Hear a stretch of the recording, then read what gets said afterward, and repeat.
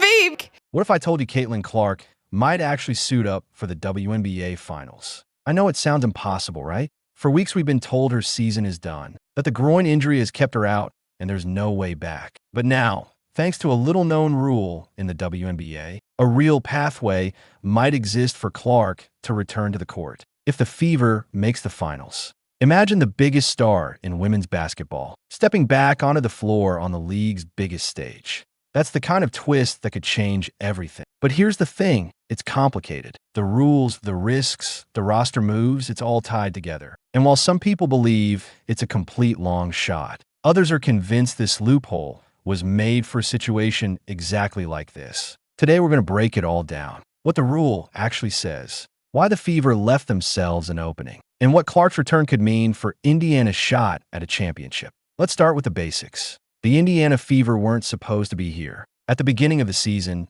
most analysts didn't even have them making the playoffs. The roster looked young, banged up, and inconsistent. Then Caitlin Clark went down, and it felt like their season was over. But instead of folding, the Fever fought their way into the semifinals, and now stand just one step away from the finals. Think about what that means. Aliyah Boston has embraced a bigger role. Kelsey Mitchell has been on fire, and veterans like Natasha Howard and Odyssey Sims have given this team a steadying presence. Even Sophie Cunningham, whom many thought wouldn't be a major factor, has provided energy and toughness on both ends of the floor. This group has become the definition of resilience. When you see a team win games they have no business winning, it makes you wonder what happens if they get their superstar back. And that's the buzz around Indiana right now. Fans are asking if the Fever can battle this far without Caitlin Clark. What could they do with her? The answer could be scary, because with Clark in the lineup, Indiana's ceiling doesn't just go up, it explodes.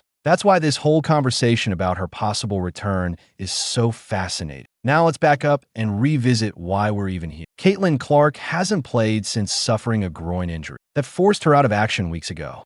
At the time, the Fever announced she would miss the rest of the regular season, and most people assumed that meant the playoffs too. Groin injuries are tricky. Sometimes they heal quickly, sometimes they linger. Clark only played around 13 games this year, which is shocking considering how much hype surrounded her debut. She was expected to take the league by storm, and for a while she did. The Fever were selling out arenas, breaking TV ratings, and suddenly becoming the must-watch team in the WNBA. Then the injury hit, and everything came crashing down. But here's the interesting part. Groin injuries usually range from 2 to 6 weeks of recovery, depending on severity. We're now well beyond that timeline. Clark has had time to heal, time to train, and possibly even time to prepare behind scenes, which raises the obvious question if she's feeling healthy enough. Why not bring her back? This is where the conversation shifts from health to rules. Because as much as Clark might want to return, it's not just about whether her body is ready. It's about whether the WNBA allows it. And that's where things get really complicated. Here's where it gets interesting. Under normal WNBA rules, once playoff rosters are submitted at the end of the regular season, they're locked. No more hardship signings. No more 7A contracts. No bringing in free agents off the street. What you submit is what you've got. But there's a catch.